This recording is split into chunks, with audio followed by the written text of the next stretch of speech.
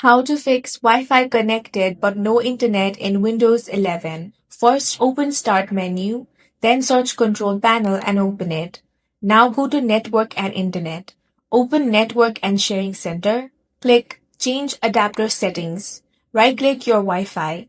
Select Disable and wait for a few seconds. Now right-click again and click Enable. Then reconnect to Wi-Fi. Next, you want to reset IP settings. For that, right-click on Wi-Fi, then click on Properties. Find Internet Protocol version 4 and open it.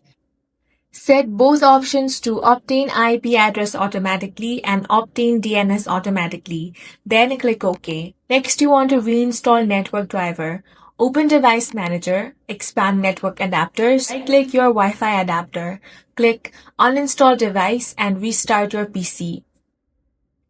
After these steps, your Wi-Fi should reconnect with network internet access in Windows 11. That's all for this video. If you found it useful, make sure to hit the like button and subscribe for more videos like this.